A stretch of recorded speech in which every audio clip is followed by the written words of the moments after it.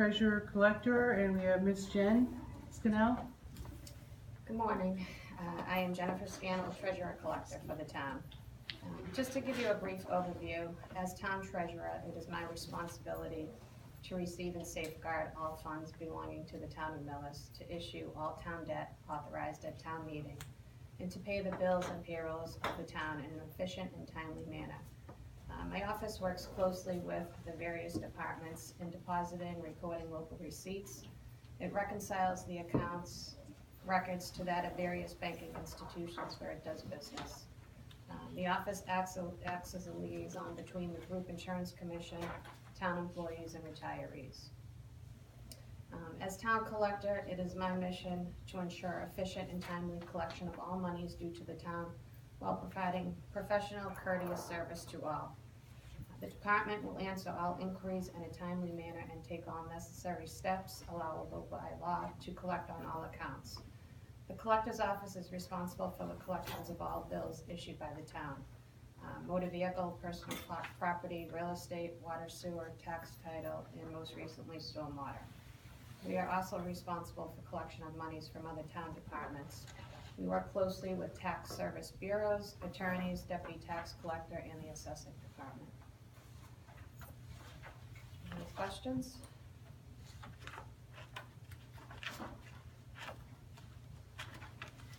No? All right, I'm just gonna move on. So the department consists of 4 employees. The assistant treasurer is 40 hours a week. Myself, treasurer collector, 40 hours a week.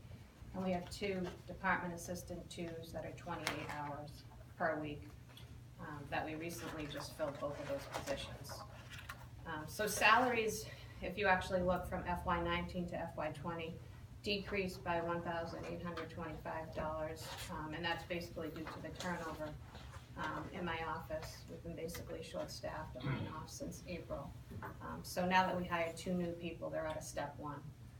So the total salaries for FY20 are $208,487, and that's basically due to the step increases for the SEIU contract.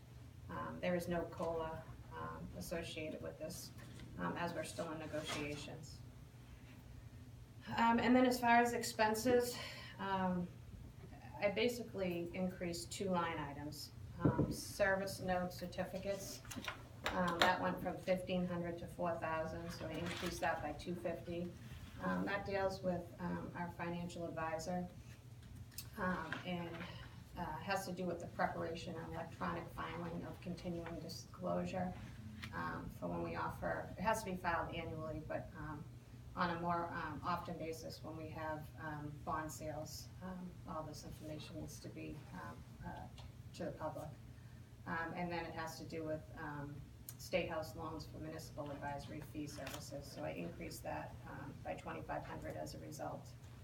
And then the only other line item I increased was supplies and expenses by $750. Everything else, printing stayed the same at $1,600, postage $11,250, advertising $825, dues and subscriptions $340, meetings $1,500, equipment $5,800, and tax title remains at $760. For a total expense of $31,075. And that did increase by about $3,300 due to those 2 line items. And that is it in a nutshell.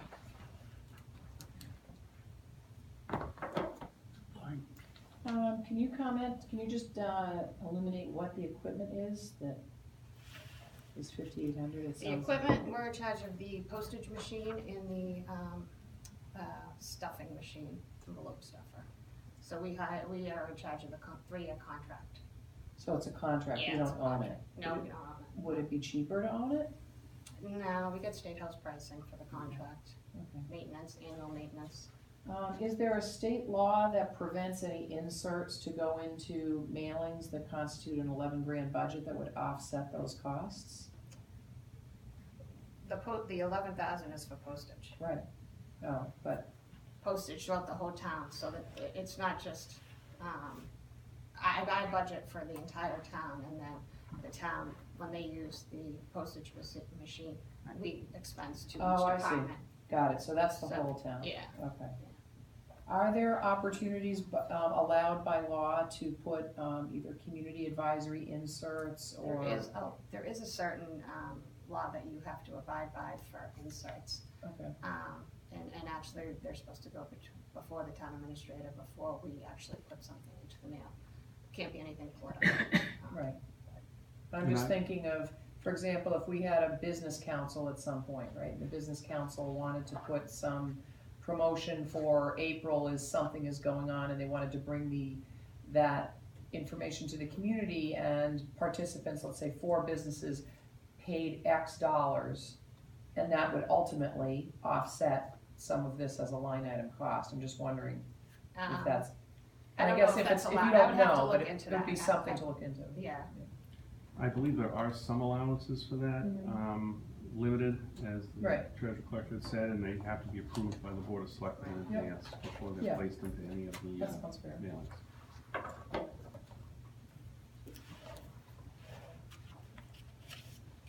How is online payment going from your perspective? Is it helpful? Is it decreasing work in your office?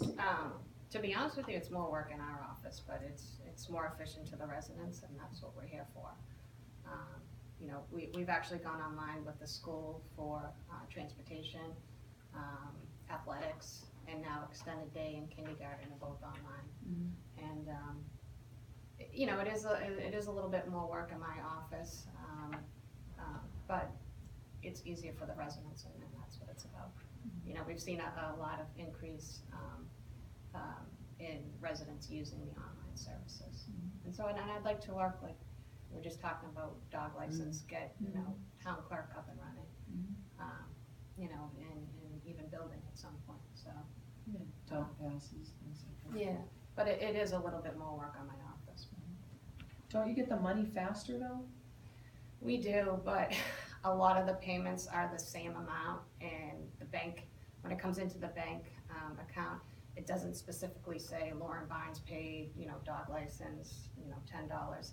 It just comes in as a deposit. So we need to match up to what we get from Unipay, Unibank, you know, what money goes with what individual. So, and because the amounts are the same, pretty much for, you know, dog license or fall athletics, everything's, you know, buses is $250.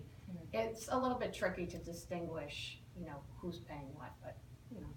And is that, we do it. is that unique to the vendor, the Unibank that you're using now, or is there No. a better ID with another vendor?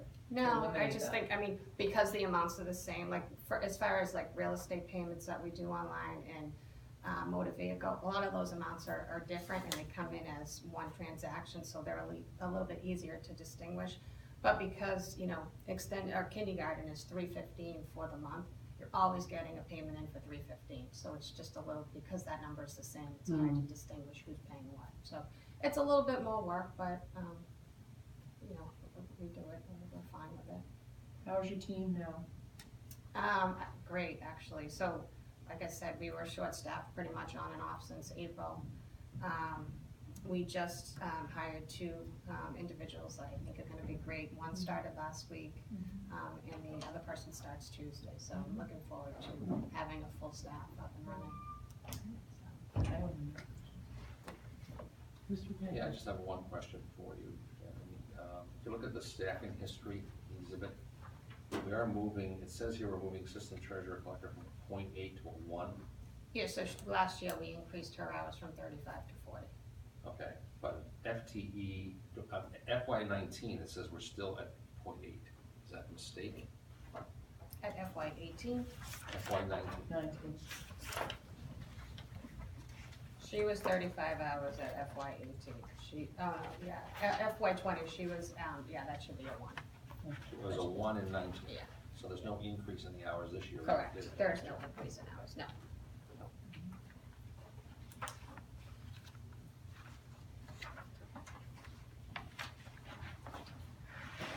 Now, I know this is a question for you, Mike, or Carol, or you, and this is the total amount of the budget. It doesn't identify the source of payment. In other words, some of this is general fund, some of it's water water sewer, some of it's, Indirect costs related to. allocated to Yeah, stormwater. yeah. Okay. Where does that figure come in? How is, when do we find out? I think Carolyn might, right?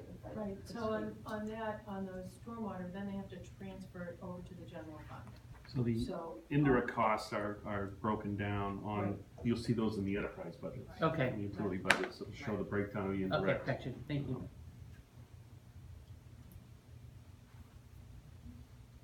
Anything else, Jim?